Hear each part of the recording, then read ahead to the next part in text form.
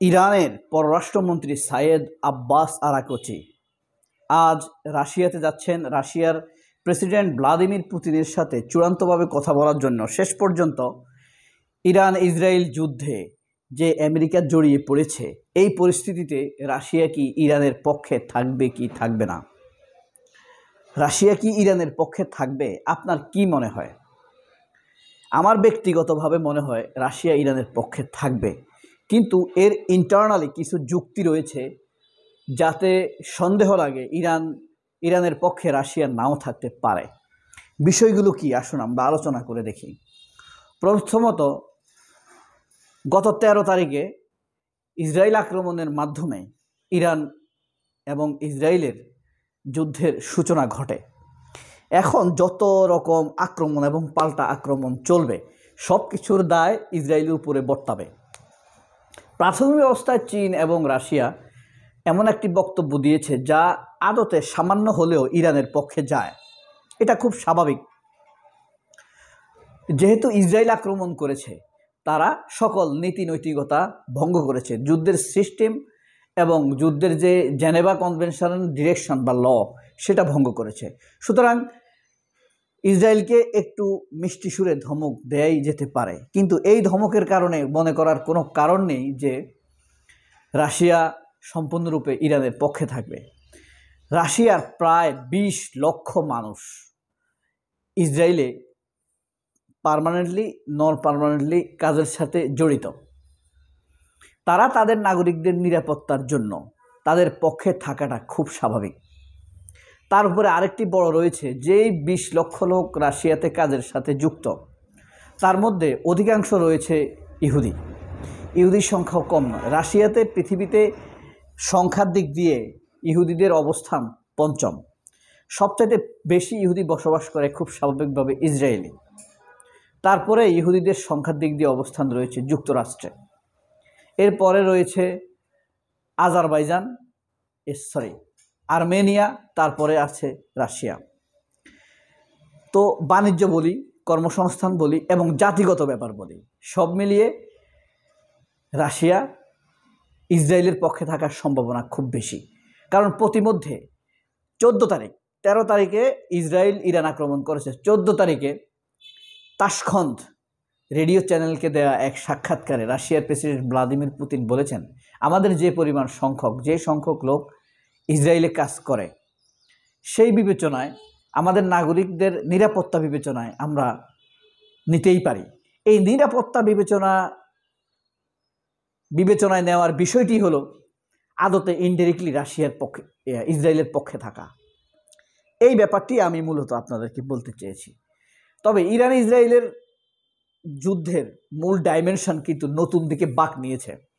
গতকাল আমেরিকা যে B-2 স্টিলথ বোমারু বিমান দিয়ে ইরানের উপর আক্রমণ করেছে, মূলত 3টি জায়গায় আক্রমণ করেছে: ইস্পাহান, ফার্দো এবং আরেকটা জায়গা এই মুহূর্তে বলে গেছি। এই 3টা জায়গায় আক্রমণ। 3টা জায়গাকেই বলা হয় ইরানের নিউক্লিয়ার সিটি। এখানে পারমাণবিক স্থাপনা প্রযুক্তি রয়েছে, তবে সেটি মাটির নিচে, প্রায় 350 ফিট নিচে অবস্থিত। মাটির নিচে আরেকটি শহরের মতো অবস্থা। তবে হামলার আগে ইরান জানতো এই দিনটি তাদের জন্য আসবে। যুদ্ধ লাগুক আর না লাগুক, ইরানের নিউক্লিয়ার টেকনোলজির উপরে আমেরিকা এবং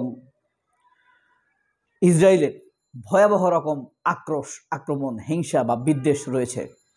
তাই তারা পূর্ব থেকে পরিকল্পনা নিয়েছে এসব নিরাপত্তার জন্য। তার উপরে এখন তো ইসরায়েল আক্রমণ করেছে, এখন তাদের আক্রমণ করা এবং এইসব ভণ্ডুল করে দেওয়ার প্রবণতা আরও একটু বেশি থাকবে, সুযোগও থাকবে।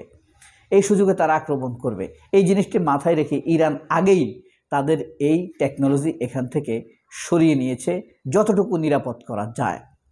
কারণ আমেরিকার আক্রমণের পর B-2 বিমান দ্বারা আমেরিকা যখন ইরানের এই ফার্দোতে আক্রমণ করেছে, এরপর থেকে কোনো রকম নিউক্লিয়ার অ্যাটাকের উপরে বা নিউক্লিয়ার টেকনোলজির উপরে যে আক্রমণ করে সেটাকে ধ্বংস করতে পেরেছে এমন কোনো পরিস্থিতি দেখা যায়নি।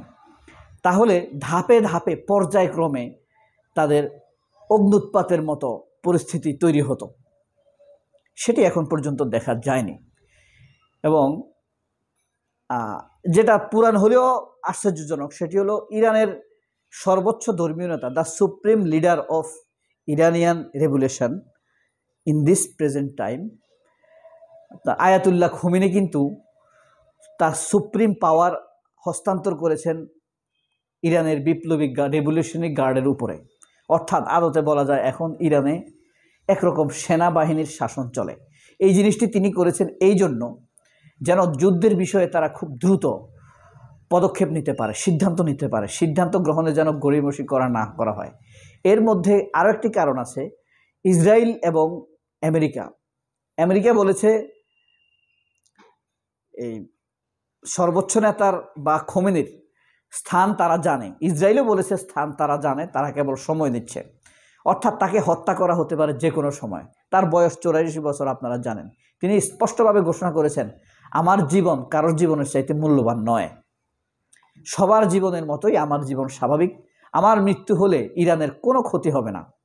সেই জিনিসটিকে সামনে রেখেই তিনি ঘোষণা দিয়েছেন ইরানের পরবর্তী শহীদ তিনি নিজেই। অর্থাৎ তিনি নিজেকে জীবন্ত অবস্থায় জীবন্ত শহীদ হিসেবে ঘোষণা দিয়েছেন। জাতির অনুপ্রেরণা তৈরির জন্য এই বক্তব্যটি ছিল অত্যন্ত নির্জন।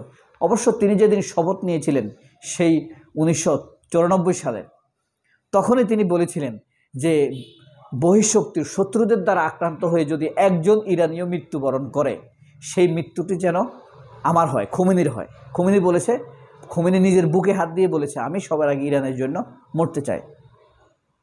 অর্থাৎ তার যে dedicated for the country and patriotism, এই জিনিসটি সবারই আছে প্যাট্রিয়টিজম, কিন্তু তার ব্যাপারটা ব্যতিক্রম, প্রকাশের ভাবটাও চমৎকার। এবং নিজেকে শহীদ হিসেবে ঘোষণা করা, ক্ষমতা হস্তান্তর করা এবং যুদ্ধের সকল সিদ্ধান্ত নিতে পারবে বিপ্লবী রেভলিউশনারি গার্ড, এই কথাটি তিনি আগেই বলে রেখেছেন। অর্থাৎ যুদ্ধের কোনো রকম ব্যত্যয় ঘটবে না তিনি না রাখলেও, এমনকি তাকে হত্যা বা শহীদ করা হলেও। তো তিনি যদি শহীদ হয়ে যান তাহলে কোনো কিছুর জন্যই কোনো কিছু আটকে থাকবে না।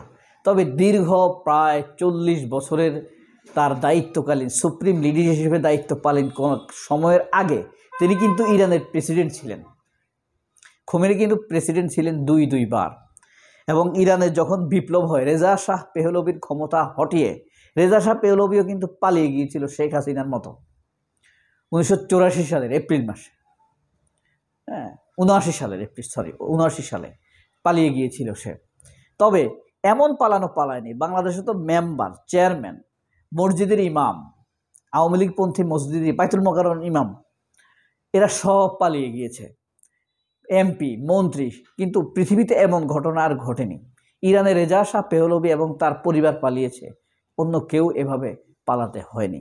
ইরানের এবং ইসরায়েলের যুদ্ধের নতুন মোড়, ট্রানজ্যাকশনাল পিরিয়ড, আপনি কি বোধ করছেন? আপনার সেরা মতামতটি কমেন্ট বক্সে কমেন্ট করে জানান। সবাই অনেক ভালো থাকবেন। আল্লাহ হাফেজ। আসসালামু আলাইকুম।